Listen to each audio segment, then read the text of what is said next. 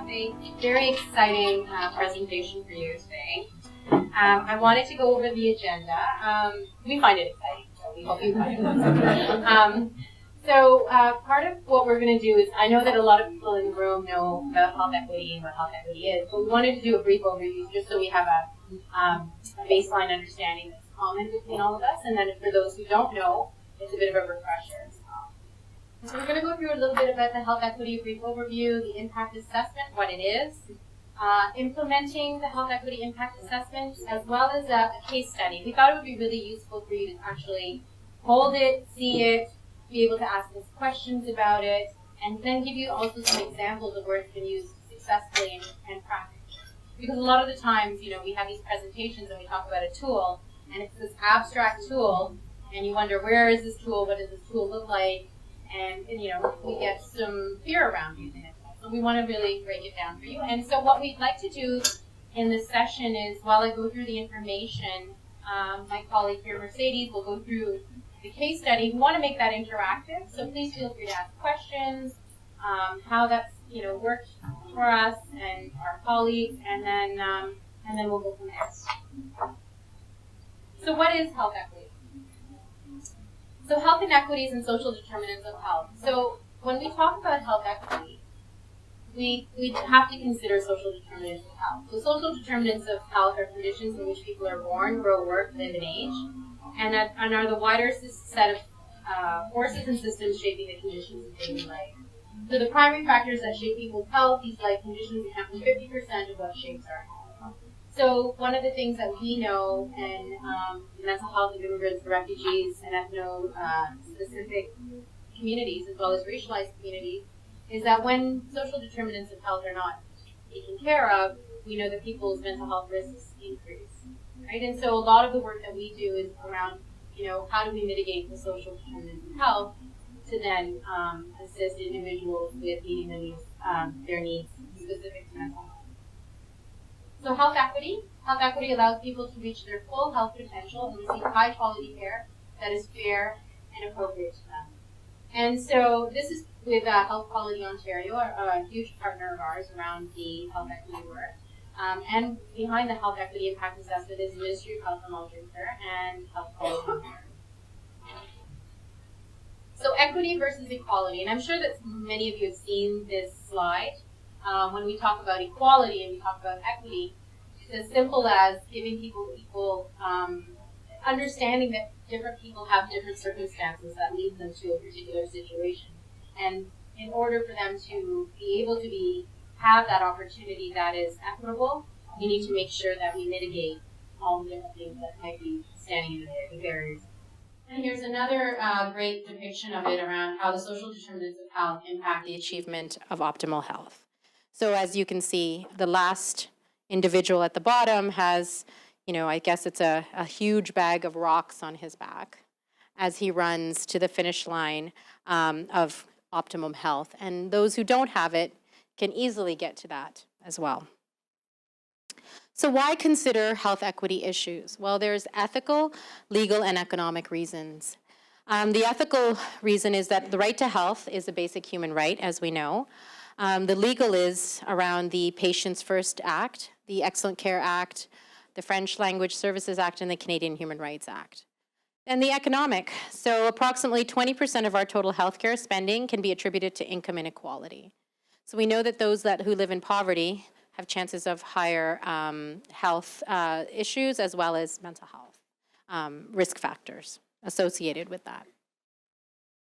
So when we talk about health inequities, there are differences in the health outcomes between specific populations that are systemic, patterned, unfair, and actionable, and as opposed to being random or caused by those who become ill. So they're rooted in the social determinants of health. So overwhelming evidence shows that social factors have a significant influence on people's health status, access to services, and the quality of health care they receive. For example, so here are some examples that we often use when we do the health equity training, that men in the top 20% income bracket live 6 years longer than the men in the bottom 20%. That the rate of hospitalization for mental illness among people in the lowest income level is 2 times higher than the rate in the highest income level. We also know that suicide rates among First Nations youth are 5 to 7 times higher than non-Aboriginal youth, and that immigrants from the Caribbean and Bermuda have higher rates of psychotic disorders. So risk factors for common mental disorders, such as anxiety and depression, are strongly associated with social inequities. And there's also an association between social factors and the onset, course, and outcome of psychosis. So I think Mercedes is going to go through a case study, and I personally have used the HIA tool on programming, so if you have some questions around what's worked and what hasn't, as Mercedes goes, we're happy to have that sort of ongoing dialogue about existing programming. Okay. Cool. And before I go forward with the case studies, does anyone have any questions on what we've talked about so far, or any of the steps? Okay. Okay. Oh, yeah. So the case study that I'm going to use is from York Region Public Health's Food Handler Certification Program. And so we actually had the opportunity to have them in, I think at the end of last year, and they did a webinar on this. And so I'm really just parroting what they said. But it's a really good example of how you can use the tool, but also adapt the tool for your uses. And so the York Region Food Handler Certification Program is a program that's been certified by the ministry. And so they have a standardized way they want it taught and certain learning points that people should have once they've taken the course. And so it's for people working or wanting to work in the food industry, and it tells them how to prepare safe food. And so for the first step, or for our objective for the HIA tool, we want to identify unintended negative impacts on identified populations and develop mitigation and monitoring strategies based on the identified negative impacts. So we're focusing on any negative impacts that the tool might have. And so for our first step, we want to scope. So we want to look at any potential populations that are going to be impacted by the York Region Food Handler Certificate Program. And so this is where I turn the mic to the audience. What populations do people think might be impacted?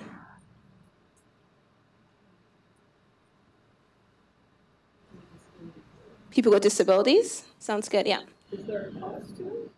That's a good question. So you're asking if there's, yes, I do.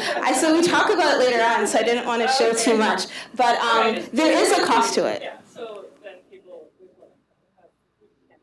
have. Okay, so you have people with disabilities, people with low income who can't afford the certification. Transportation. Yeah, transportation, absolutely. Yeah, so you're talking your region. Yep, exactly. Yep. Language barriers? Yeah, language, that's a good one. Yeah. Language as well? Yeah. These are also, I think you guys all touched on really good populations.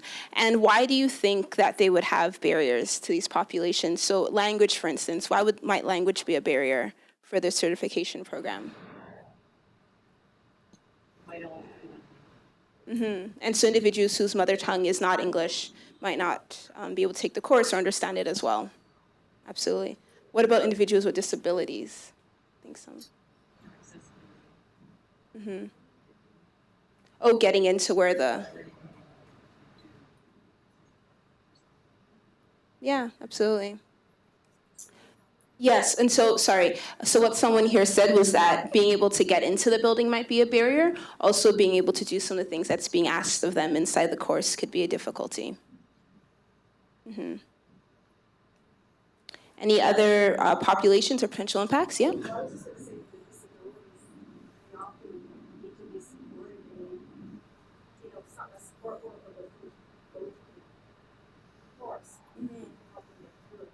Yeah. Absolutely. I'm trying to think of any other populations that people brought up in the first part. Like low income. Okay, so why might low income be impacted differentially? Well, people who can't afford to do it. To take the Like course?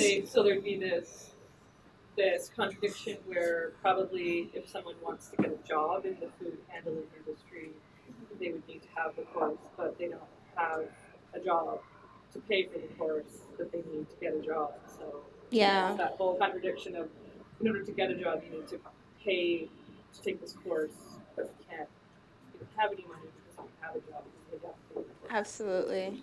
Yeah. Did everyone hear that? Yeah. You Okay. repeat all of that. Yeah. Well, it's a cycle, right? It's a really vicious cycle. If you have low income, you might not be able to afford to take the course to get this this job that might involve food handling, and so yeah, it just creates a cycle of poverty for people. Absolutely.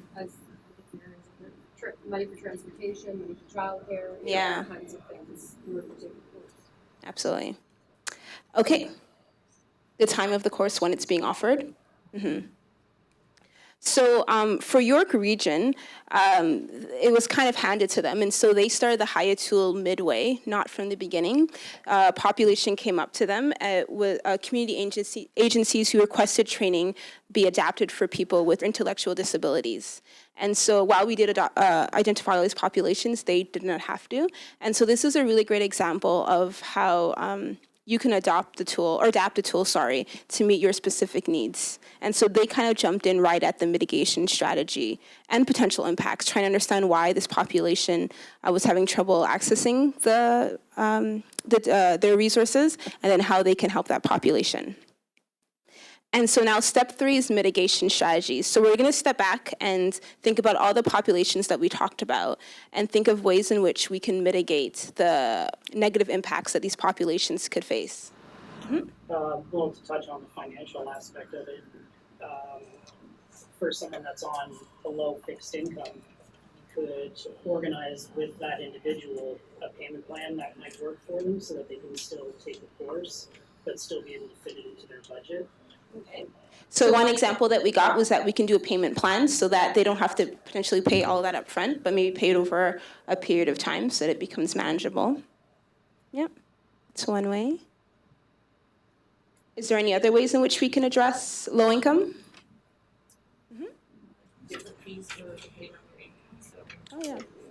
you can afford to pay the full rate, but you can go with the Absolutely. And so charging people based on what their income bracket is. Yeah. What can we do for linguistic communities, individuals for whom English is not their first language?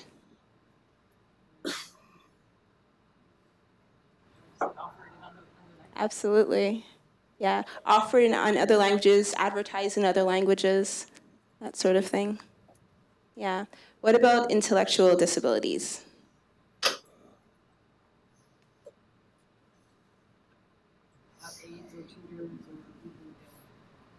Yeah. Yeah, aides and tutors. I just think course content. You have to break down the way in which you teach the course so that it's a step-by-step, simple process, right? So like alter the course a bit Yeah. to meet that need. Yep, so alter the course content to work with that population. Yep. Along with that, I was thinking the pacing of the program, perhaps with those who don't have an intellectual disability, it might be designed to be a 2-day or even a 1-day, but then give a longer period of time. Sounds good. Yeah.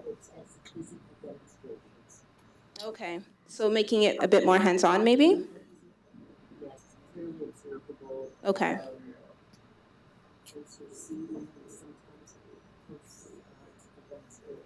Absolutely. Yes? Well, the delivery might be a factor in terms of maybe it's an online program versus backyard. They can start to follow some of this strictly. Yeah. So mode of delivery might be Sounds good. Yes. Well, I think also kind of just stepping back, the most important element possibly is to collaborate with people from that community, people who are the stakeholder group that you're looking at, whether it's intellectual disabilities or anything else, that collaborating with that community in order in designing the course and making, doing all of the accessible things that need to be done has to come from suggestions that come out of people who are living that, as opposed to guessing on what to do. Absolutely. So what Ellen is saying is that we also need to include individuals with lived experience population that we want to help, that they need to be part of that discussion and at the table as well. Yeah. And so for PHO, what they did is to get an understanding of the client's needs. The project team consulted with a broad range of people.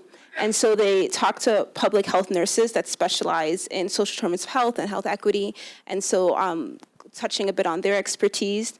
They also involved an evaluation specialist from the beginning, and that was working for developing mitigation strategies as well as their evaluation later on. They talked with a health equity research specialist, Dr. Ingrid Tyler from PHO. They also talked to staff and clients at the community agencies, so involving people who are a working population and people who are from this population. And then they also spoke with teachers, so people who are specialized in communicating information well to individuals.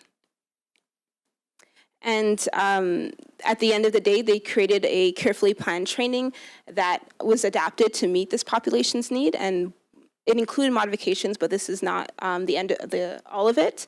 But they did increase time for trainings. They incorporated more breaks into their trainings, and they made sessions a lot more hands-on. So all things that you guys all came up with.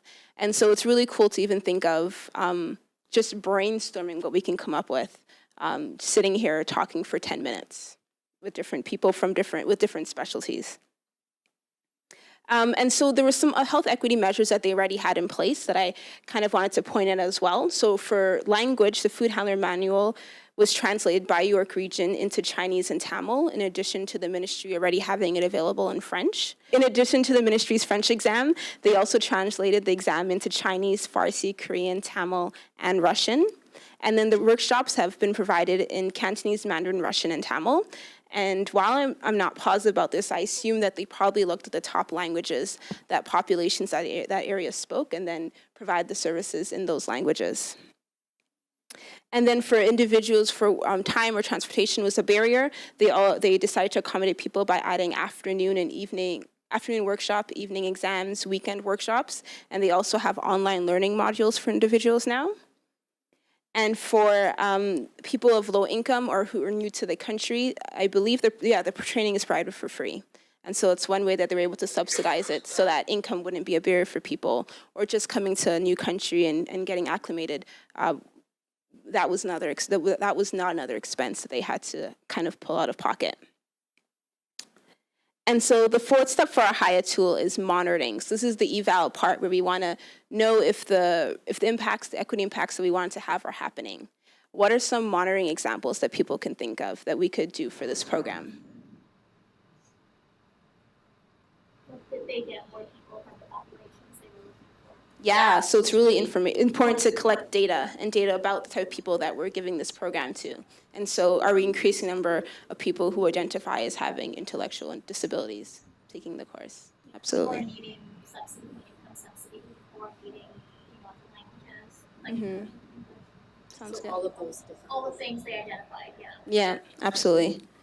Looking at whether people who took the course and found successful employment reflect that same population, or reflect the community population, right? So did it actually give the student discipline to do? So are we increasing? Rates. Yeah. So I guess when we disaggregate the data and we look at people who are working in the food industry, we want to see equal amounts of people from these populations in the food industry. Okay. Yeah. How many actually successfully completed the course? How many people finished the course? Absolutely. Yeah. Enrollment was as a result of that. Yeah. Enrollment, how many people are enrolling? Of those people who are enrolling, how many are finishing the course? Completion rates, absolutely. And so some things that York Region did was they had their eval person send surveys out to public health inspectors and staff and participants at community agencies. They also surveyed the participants. They did one-on-one surveys with participants to ask them what they thought of the course. They also looked at knowledge change and measured behavior change. And the surveys for the teachers, public health inspectors, and staff were mailed to them, I believe, a week after their sessions. And then for individuals who are taking the course, they did one-on-one surveys. And so asking people what they thought of the program.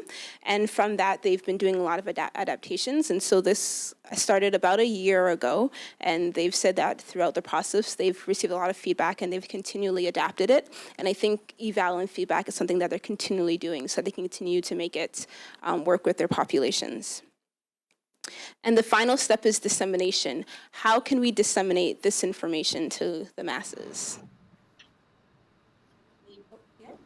I was thinking just find gathering spots, right, within the community, right, that you could have. I mean, billboards, something, there's information in your community newspapers. Yeah, absolutely. If it's a particular population that they're looking at, I think a lot of day programs, there's a number of places. Sounds good. So just, so what you had said was meeting spots, people where a lot of people are gathering, just let people know. Yes, Well, I was just going to say, within that particular region, what they could do in this particular example is they could partner maybe with certain employers that, you know, they're going to support taking this program, and it kind of builds like more awareness in the community that these restaurants, for example, for the food industry, you know, they're partnered with this agency doing the program. Yeah, so creating relationships in the community and people in the field. Absolutely. Yeah. One thing that they did was they had a webinar with the Haya Community of Interest to let people know. that's our COI plug. Just to let people know about what they did with the Haya tool and how they're adapting their certification program. They also, so the food handler certification information is standardized by the ministry, and so they're also in the process of submitting the adjustments that they made for this population to the ministry, and ideally that would be adapted by the ministry and then disseminated all across Ontario, and so that's a way of using all the work that they've done and being able to spread it so that everyone else can access this information.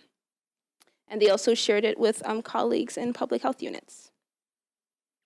And if you are super interested in this webinar and in this example, we actually have it on our Community of Interest webpage. So Aamna will let you know how you can get there, but if you look in our webinars tab, we have past webinars, and this is Tina and Chetna who gave the webinar for us. And we have... So we're gonna wrap up now and just really open it up for any questions that you might have. This is our community of interest. If you're interested in being on our newsletter, that's the website at the bottom, the Portico Network. And really what it is, it's just to build the evidence and effectiveness of the Haya tool so you don't feel so isolated using it. If you have questions, you can go on there and peruse all the information we have. It's for you to use and for you to stay in touch with us and feed back to us some of the successes and challenges that you might have. Thank you.